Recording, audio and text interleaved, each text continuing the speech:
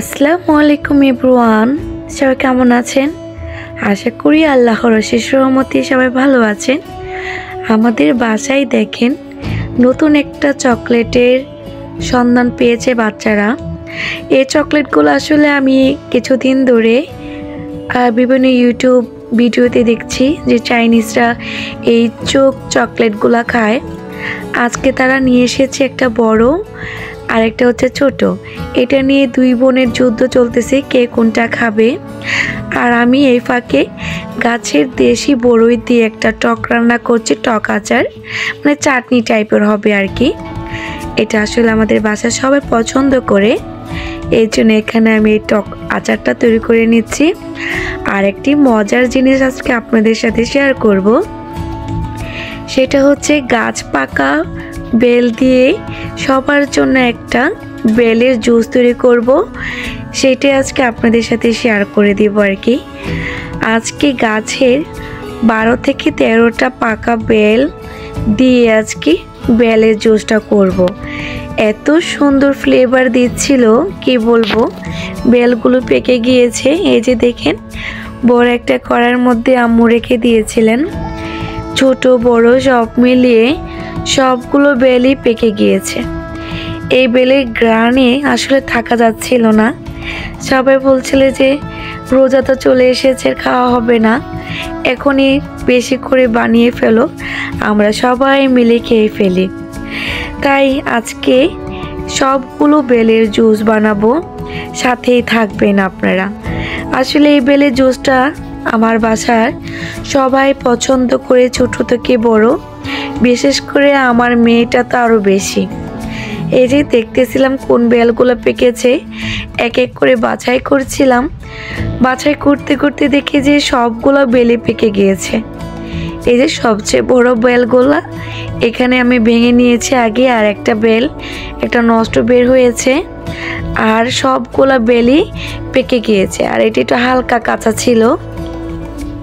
এই যে দেখেন বেলগুলো ছোট বড় মানে অনেক সাইজের, মানে গাছের যে বেলগুলো আর কি পেকেছে, এই বেলগুলো আমি এখানে নিয়েছি। দেখেন সবগুলি ভেঙেছি।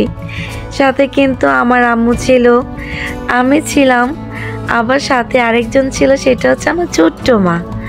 আমার ছোট্ট মা আমাকে অনেক হেল্প করছে। আসলে মেয়েদের যখন মেয়ে সন্তান হয় তখন সে কিন্তু অনেক তাড়াতাড়ি বড় হয়ে যায়, সেটা হচ্ছে আমার মার কথা। সেটা আজকে আমি মিলিয়ে নিচ্ছি। দেখেন আমার মা কিন্তু আমাকে অনেক সাহায্য করছে। সে অনেক পছন্দ করে যে বেলটা, দেখেন সে কিন্তু বিচি সহকারে খেতে খুবই লাইক করে, আসলে যেটা আমার পছন্দ না। এই যে মানহাও খাচ্ছিল। সবগুলো বেল দেখেন একটা বড় গামলার মধ্যে আমি নিয়েছি। এই যে দেখেন ভাঙা হয়ে গিয়েছে।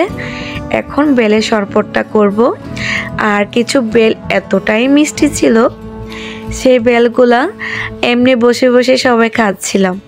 এই যে দেখেন আমাদের নর্মাল খাবার পানিটা এখানে আমি দিয়ে দিচ্ছি। অনেকে হয়তো বা এই বেলগুলো একটু ব্লেন্ডারে ব্লেন্ড করে খেয়ে নেন, সেটা শরীরের জন্য ভালো, কারণ হচ্ছে বিচিটা ব্লেন্ড হয়ে যায়। বাট আমার বাসায় বিচিটা আসলে সবাই খেতে চায় না, তাই আমি যে দেখেন অল্প অল্প করে পানি দিয়ে হাতের সাহায্যে বিচিগুলো একটু একটু করে বের করে নিচ্ছি। এই শরবতটা আসলে খেতে একটু মুখে লাগে, বাট টেস্ট অনেক সুন্দর। এই যে আমি একটু ছেঁকে নিয়েছি। এখন এর মধ্যে আমি একটু মানে সামান্য পরিমাণে চিনি দেব, কারণ বেলটা অনেক মিষ্টি ছিল, বেশি চিনি দেওয়া যাবে না তাই। আর হচ্ছে এর মধ্যে আমি পরিমাণ মতো একটু খাবার যে সাদা লবণটা আমরা খাই সেটা এখানে অ্যাড করে দেব, এই যে 1 চিমটির মতো। আর হচ্ছে এর মধ্যে আরেকটা জিনিস আমি দেব, সেটা হচ্ছে লেবুর রস। আসলে লেবুর রস আর একটু লবণ, হালকা চিনি দিয়ে এই বেলের শরবতটা করলে খেতে খুবই দারুণ লাগে। সামনে তো রোজা আসতেছে, আপনারা এইভাবে আমার বেলের রেসিপিটা যদি তৈরি করে খান, আমার মনে হয় না কারো কাছে খারাপ লাগবে। এই যে দেখেন আমি এখানে সুগন্ধি লেবু, মুসাম্বি লেবু যেটা বলে সেটা এখানে দিয়ে দিচ্ছি। এই লেবুটার ঘ্রাণ এতটাই সুন্দর, আসলে মনে হচ্ছে পুরো ঘরটাই আমার লেবুর ঘ্রাণে ভরে গিয়েছে। এই যে আমি এখানে 2 পিস লেবু চেপে দিয়েছি, এখন একটু নেড়ে সবাইকে দিয়ে দিব। আর আমার শরবতের ঘনত্বটা হবে এই যে এরকম, বেশি পাতলাও না বেশি ঘনও না, মিডিলে রাখার চেষ্টা করবেন।